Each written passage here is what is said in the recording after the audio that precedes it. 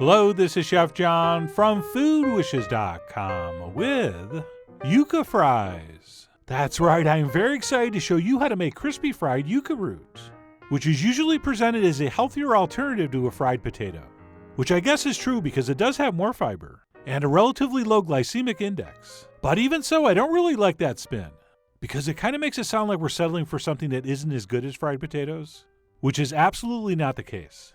In fact, after trying these, you may actually like them better. So with that, let's go ahead and get started by peeling one yuca root, which does kind of look a little bit scary, with its intimidating shape and dark waxy skin. But don't worry, it's safe. Well, actually, it's not. Right, this stuff can be toxic if you don't prep it right. So please pay attention. And you could, if you want, also peel that little piece I'm using as a handle. But don't bother, because that piece tends to be a little tough and fibrous. So what we'll do as soon as this is peeled is go ahead and trim that off, as well as a little bit from the other end.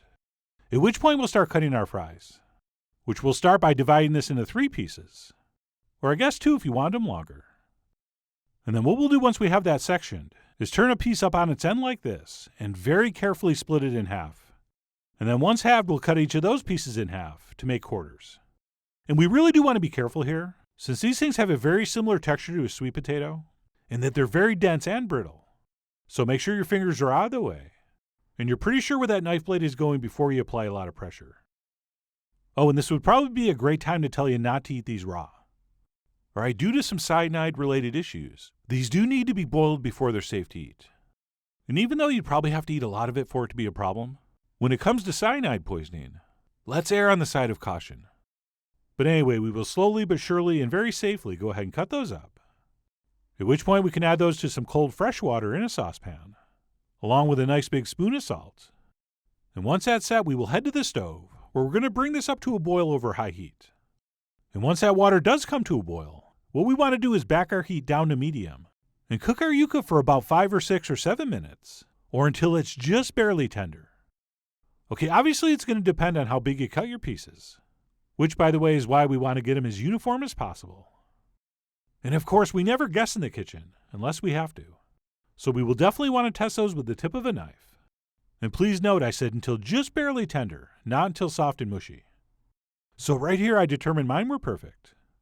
At which point we can drain those, or fish them out using one of these wire strainers. And I like to transfer those to a paper towel lined plate. And then, very important, before we can fry these, they have to cool completely, as in room temperature or lower. Okay, and by letting that starch cool down, that's what's going to give us that beautiful crispy crusty texture. And besides cooling down, they're also going to dry out, which is also kind of important for frying starchy things. So yes, you can definitely do this step ahead of time, and probably should. But anyway, once those are completely cooled, we can go ahead and fry those up nice and crispy in some olive oil that I got nice and hot in this pan set over medium-high heat. And we'll go ahead and carefully place those in. And generally my game plan for pan frying these is to give each side about 2 minutes. And since these are kind of triangular, we're talking 3 sides. But anyway, I like to give each of these sides about 2 to 3 minutes initially, which should get our surface to a nice golden brown. And then I'll continue frying these for another minute or 2 per side, until they're as browned and crispy as I want. Oh, and as you're doing these, if you feel like you have to back the heat down to medium, go for it. That's just you cooking. So take control, and enjoy the rush of power that comes with that. Oh, and by the way, yes, if you have a deep fryer, these will cook up extraordinarily well in that. As well as, if you want, you can just brush these with oil, put them on a pan, and crisp them up in a hot oven. And I'll give you a little more info about that in the blog post. But anyway, I went ahead and fried mine up for about 12 minutes total, at which point I removed those to a paper-lined plate. And it's probably not a bad idea to let these sit for a couple minutes before serving, since the insides are going to be extremely hot. And yes, those sure do look crispy, but we better check. Oh yeah, that sounds about right. And at this point I do like to give them a little sprinkling of salt, and or other appropriate spices. And that's it. Once these are seasoned, they are ready to enjoy. And it really is shocking how similar these are to a fried potato. I mean, maybe just a touch more fibrous and starchy, but remarkably similar. And then as far as the taste goes, these are almost exactly in between a regular potato and a sweet potato. Right? They do have a little bit of earthy sweetness, but it is fairly subdued, which by the way is why I much prefer these to sweet potato fries, which I always regret ordering because they are too sweet. And even though these are delicious served as is, I did want to plate some up next to a dipping sauce. Or two. Alright, what happened here is I couldn't decide between a garlic and herb aioli and a spicy Korean chili aioli. So I did both and had no regrets. And really, any kind of aioli is going to work great here. Although off the record, I will tell you, these are excellent with ketchup. And pretty much anything that's good with the fried potato is going to be fantastic with these. But anyway, as usual, you're going to have the fun and important job of figuring out what to serve these with. I mean, you guys are, after all, the Dwight Schrutes of your fried tropical roots.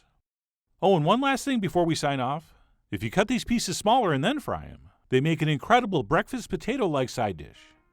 Oh yeah, Yuca home fries are a thing. But anyway, that's it. How I fry Yuca root. Also, by the way, known as cassava. But no matter what you call it, if you're not familiar with this stuff, you really should be. It is easy to work with, possibly healthier to eat, but most importantly, incredibly delicious. Which is why I really do hope you give it a try soon. So head over to foodwishes.com for all the ingredient amounts and more info as usual. And as always, enjoy.